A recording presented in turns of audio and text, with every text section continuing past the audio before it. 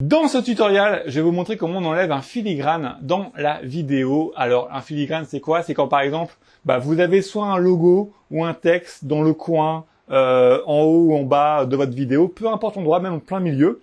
Et donc, ce logiciel permet de enlever ce type de filigrane sur les vidéos.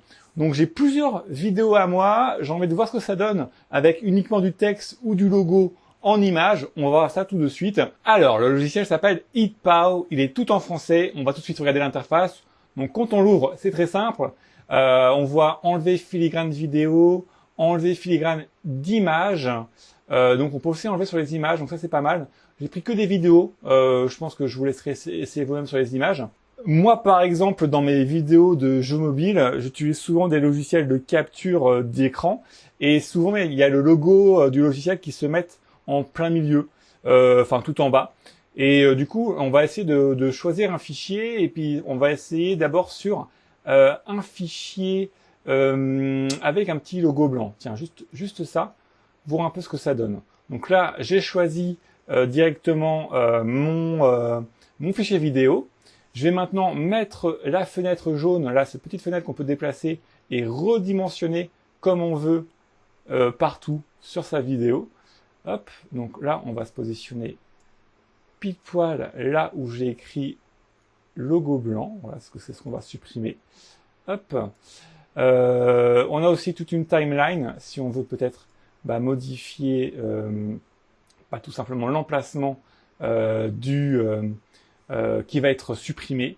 Donc la sélection est créée. Donc par exemple, je crée une autre sélection en cliquant sur la touche violette. Hop.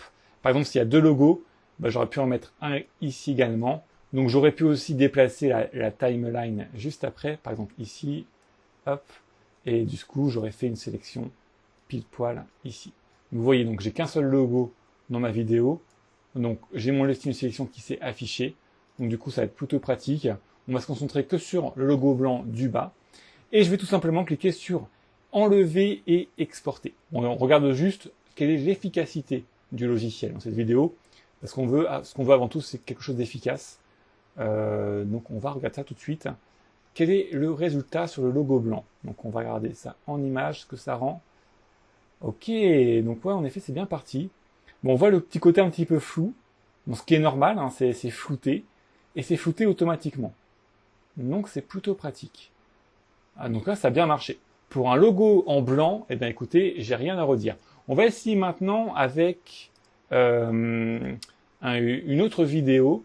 On va essayer un logo rouge en plein milieu. Regardez, j'ai marqué bonjour tout en haut. Hop, on va maintenant recadrer le logiciel ici pour enlever ce watermark. Hop, c'est fait. Donc pareil ici, parfois, vous avez les watermarks qui s'affichent soit un coup en haut, soit un coup en bas. Donc par exemple, si au bout d'1 minute, le logo est en bas, vous recréez une sélection comme ça et vous mettez votre cadre ici. Voilà, sur le logo correspondant. Donc là, pareil, dans mon exemple, il y a toujours un seul logo qui se balade. Donc c'est largement suffisant. Allez, maintenant, on va cliquer sur enlever et exporter. Hop, je clique dessus. C'est en train de mouliner. Ça prend pas trop de ressources. Donc ça,